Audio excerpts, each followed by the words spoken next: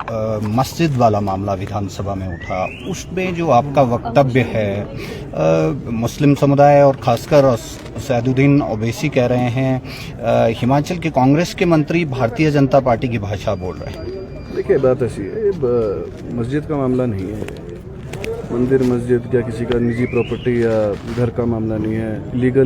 Legal और illegal की बात है। इलीगल इज इलीगल, चाहे वो मस्जिद हो चाहे वो मंदिर हो। लोगों की भावनाएं थी, वहाँ पहुँचे, और हैरानी की बात यह है जिस ज़मीन पे वो बन रहा है वो गवर्नमेंट की लैंड है, हिमाचल प्रदेश सरकार की लैंड है, वो कब्जाधारी है। और 10 साल केस चलता रहा, 2010 से केस चल रहा है, 2024 आ गया है।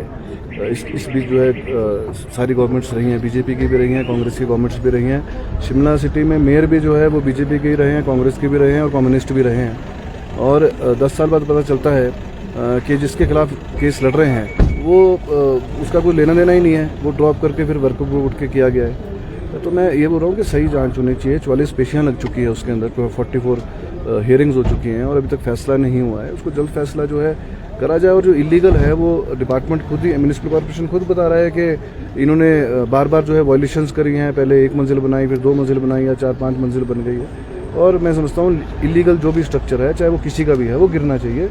ये मैं इस पक्ष में हूँ। रही बात ओवैसी साहब की, मैंने देखा, और देखिए, सही को सही और गलत को गलत तो बोलना चाहिए। बात ये है, ओवैसी जी की बात, उनकी अपनी सोच है, वो एक समुदाय के दम के ऊपर ही जो है अपना उनकी राजनीति जिंदा है। और सबसे पहले भाजपा की तो बी टीम है, वो सभी पूरे देश में जो है लोग जानते हैं कि वो भाजपा की जो है बी टीम है पूरे हिंदुस्तान में। तो मुझे उस बारे में ज़्यादा कुछ कहना नहीं है। उनकी अपनी सोच है, वो अपने स्टेट संभालें तो बेहतर रहेगा। संघियों की भाषा बोल रहे हैं कांग्रेस पार्टी के नेता। बात ये बीजेपी या कांग्रेस या आरएसएस शिवसेना, बात इसकी नहीं है। ये तो बात इसकी नहीं है। ये गलत और सही की बात है, लीगल और इलीगल की बात है। कोई मुद्दा, कोई किसी राम मंदिर है, वो सबका मंदिर है। वो कोई भाजपा का या आरएसएस का मंदिर नहीं है, वो सबका मंदिर है। ऐसे ही चर्च है, हम लोग भी चर्च में जाते हैं, हम लोग गुरुद्वारे में जाते हैं। तो ऐसा नहीं कि किसी समुदाय का है। वो कह रहे हैं कि जो इलीगली, आपने कहा जो इलीगली लोग आ रहे हैं वो कहीं बाहर से भी सकते हैं। वो कह रहे हैं कि देश में रहने की सबको इजाजत। देखिए, ये बहुत गंभीर मुद्दा है। देखिए, हमारे यहाँ लदानी भी आते हैं, लदानी भाई भी आते हैं जो कारोबार करते हैं, और हर सिटीजन ऑफ इंडिया उनकी प्रोटेक्शन का जिम्मा जो है हिमाचल प्रदेश सरकार का है।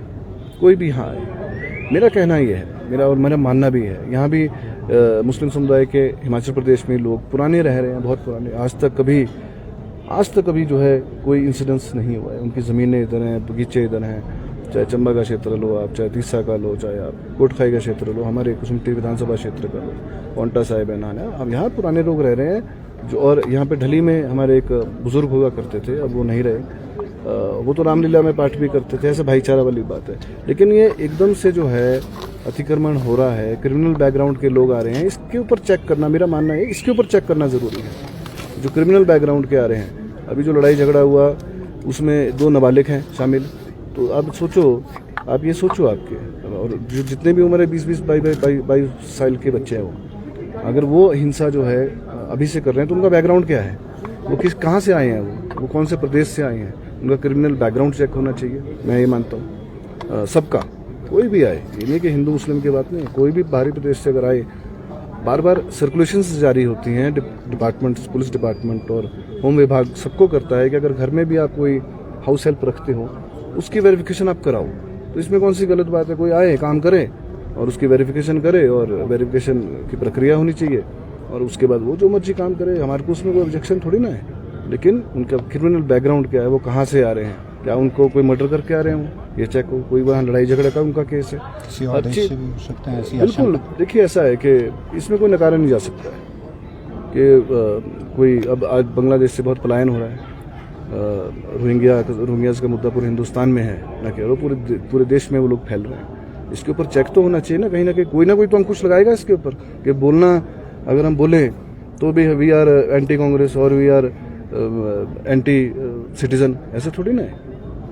अपने देश के लोगों के हितों की रक्षा करना, ये भी हमारा एक नैतिक जिम्मेवारी है। वो वैसे हिमाचल प्रदेश की राजनीति को समझते नहीं, अब सिर्फ अपनी राजनीति चमकाने के लिए शायद इस तरह के। ओवैसी साहब जो हैं सीनियर लीडर हैं, पर वो है कि वो एक ही समुदाय के जो है राजनीति करते हैं, और उनके पास कोई इसके अलावा कोई मुद्दा ही नहीं है, ना डेवलपमेंट का मुद्दा है। मैं हैदराबाद भी जाके आया हूँ, उनके पास कोई मुद्दा नहीं है। सीनियर लीडर हैं, हम उनका सम्मान करते हैं, ऐसा भी नहीं है, हम उनका भी सम्मान करते हैं, लेकिन किसी बात को राजनीतिक रंग देना वो उचित बात नहीं है। सर, आज प्रोटेस्ट भी है खत्म है।